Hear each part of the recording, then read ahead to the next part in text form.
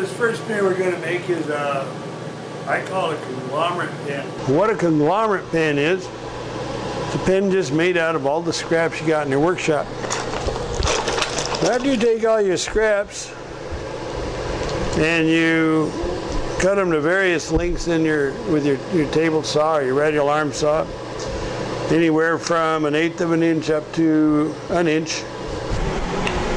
And I've got scraps here from everything from some true stone, I got some palm, Bacote, black and white, ebony, diamond wood, various resins.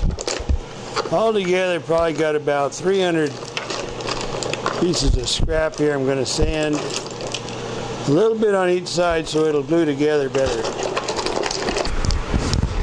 And I'm going to put on my dust mask and then take this belt sander, turn on the shop vac to it, and turn it on, and I'm going to sand each piece a little bit on each end. Now, this is a piece of Buckeye burl. See how rough it is on this end? That's because it's been stabilized. I got to sand that extra plastic off of it.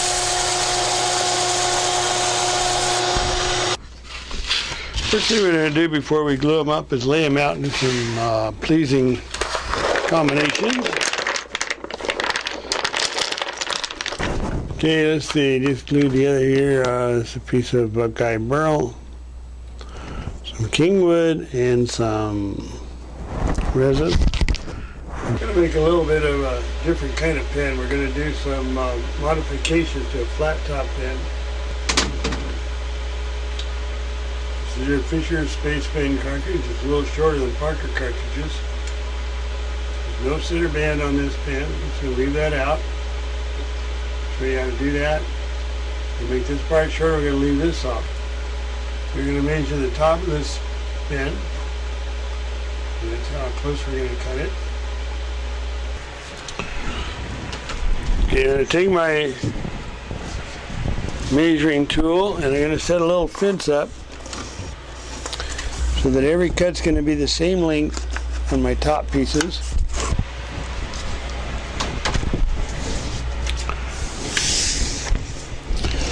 So bring the tube up to the blade. This isn't going to be 45, this is going to be more. We'll cut this down to 45 after we get it drilled and glued. This is going to be the bottom of the pen.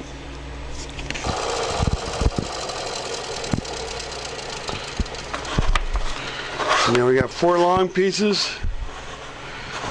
We got 4 short pieces. We're not going to get them mixed up. And now we're going to drill them out with an 8mm drill on the drill press. Do that by bringing it a little bit close, looking down the side here. And once we get this jig centered, everything we drill is going to be perfect.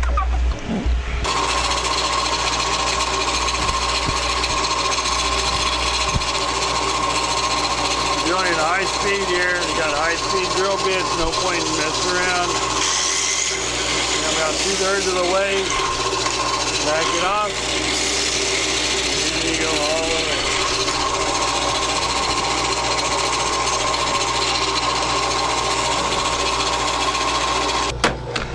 Okay, now we're going to glue some tubes into these blocks.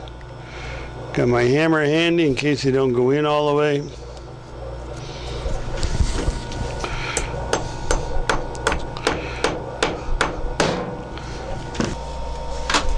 Now you remember how these long pieces were 55mm. These short pieces are going to be cut off after the tube's installed, and they're going to be 45mm.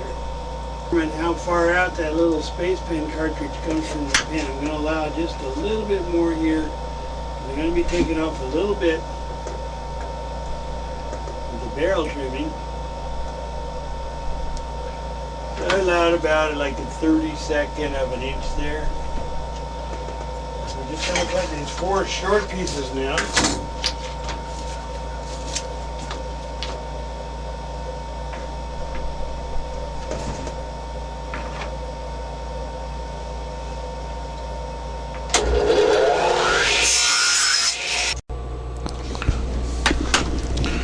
Now in order to make this top come down over the bottom, over that little twisted bushing there. You're going to need to have to drill a hole in the top a little bit bigger than this center part that has the threads on it.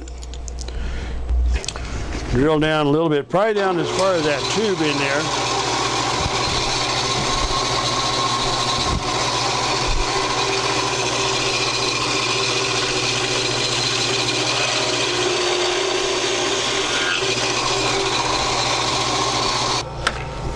Okay, this is the way we're going to set up the mandrel. We're going to use a standard mandrel with a flat top bushing. Doesn't have to be flat top. We'll put in a spacer. We'll put another flat top on the big end. Then we'll put in the piece we're going to turn with this little part here facing the middle. We're going to slide a little bushing into that part. We're going to put on the bottom.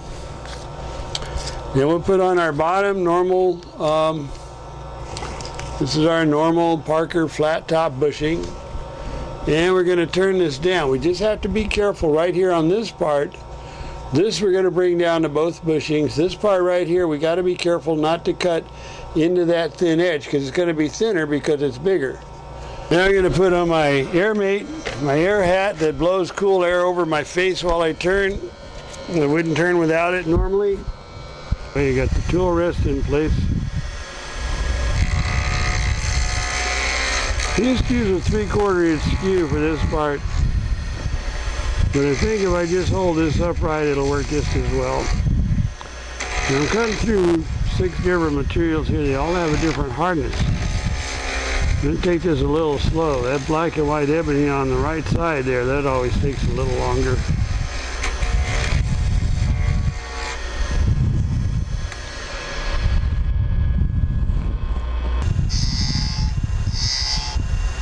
I mean, if you don't put some in there, what's the point?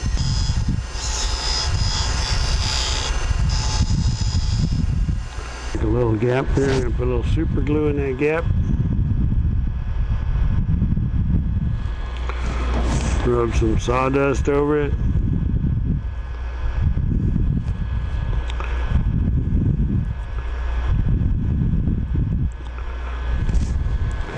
Give it a little activator spray.